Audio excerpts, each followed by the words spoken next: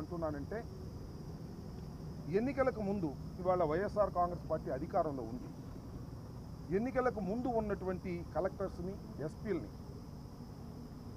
ఎన్నికల కమిషన్ మార్చింది. ఎన్నికల నిర్ణయం జరిగిన తర్వాత సహజంగా ఇలా జరగటం అనేది చరిత్రలో చాలా సందర్భాల్లో జరుగుతూ ఉంటుంది. దేని మీద మార్చారు అంటే భారతీయ జనతా పార్టీ అధ్యక్షురాలు పురంధరేశ్వరి గారు, చంద్రబాబు నాయుడు గారు కలిసి కొన్ని రిప్రజెంటేషన్స్ ఇచ్చారు.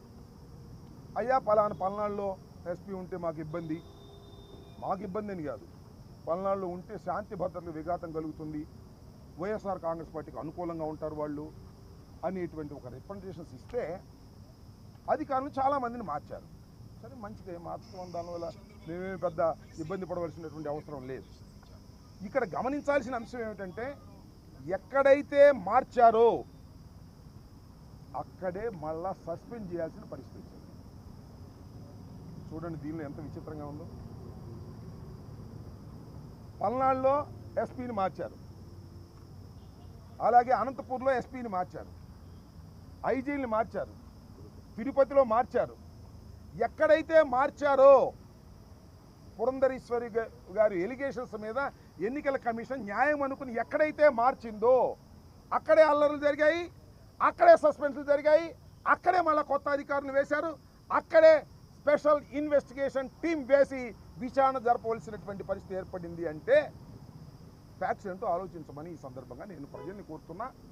అదే విషయాన్ని సిట్ వారికి కూడా వివరించడం జరిగింది. దీని వెనకాల అక్కడ ఉన్నటువంటి అధికారులు ఎవరైతే పూర్తి అవగాహన ఉందో ఆ జిల్లాల్లో వారిని సడన్గా మార్చేశారు, కొత్తగా ఎస్పీలను తీసుకొచ్చారు. వాళ్ళకి అవగాహన లేకపోవటం కావచ్చు, లేదా కొల్యూషన్ అయ్యారనేటువంటి కూడా అనుమానం ఉంది. ఎందుకంటే ఇద్దరు సస్పెండ్ చేశారంటే మెటీరియల్ ఉంటే కదా సస్పెండ్ చేసేది ఎలక్షన్ కమిషన్. ఒక ఐపీఎస్ అధికారులని సస్పెండ్ చేయడం అంటే it is not a small issue. ఎన్నికల సమయంలో ప్రజాస్వామ్యానికి విఘాతం కలిగినటువంటి సందర్భం ఆంధ్ర రాష్ట్రంలో ఒక దారుణమైనటువంటి పరిస్థితి వాళ్ళు ఏర్పడింది. పోలీసు యంత్రాంగం పూర్తిగా విఫలమైంది. విఫలమైతే పర్వాలా సరి చేసుకోవచ్చు. కొల్లుడయింది తెలుగుదేశం పార్టీతో.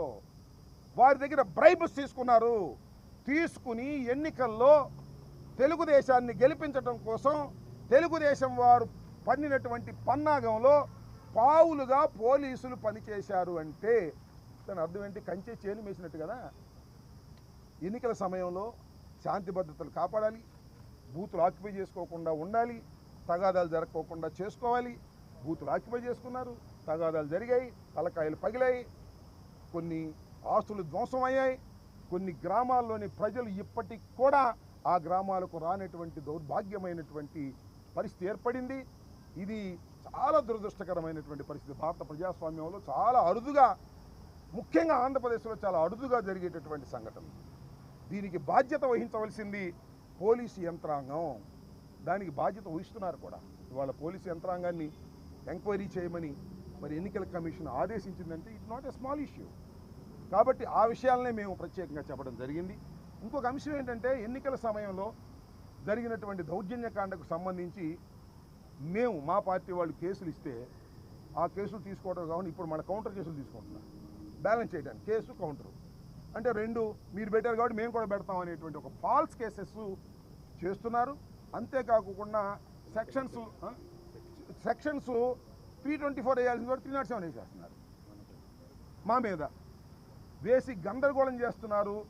ఇది వన్ సైడెడ్గా చేయాలనే ప్రయత్నం జరుగుతూ ఉంది. అందువల్లనే పోలీస్ ఆఫీసర్లను సస్పెండ్ చేశారు. మీరు చూశారు, పోలీస్ ఆఫీసర్లు సీఐని వేశారు, ఆ సీఐని సస్పెండ్ చేశారు. ఎవరు వేసింది? ఎవరు? ఎన్నికల కమిషనే. సస్పెండ్ చేసింది ఎవరు? ఎన్నికల కమిషనే. ఎస్పీని వేసింది ఎవరు? ఎన్నికల కమిషనే. సస్పెండ్ చేసింది ఎవరు? ఎన్నికల కమిషనే. సో ఈ విధంగా చాలా దుర్మార్గమైన పద్ధతుల్లో ఆంధ్రప్రదేశ్లో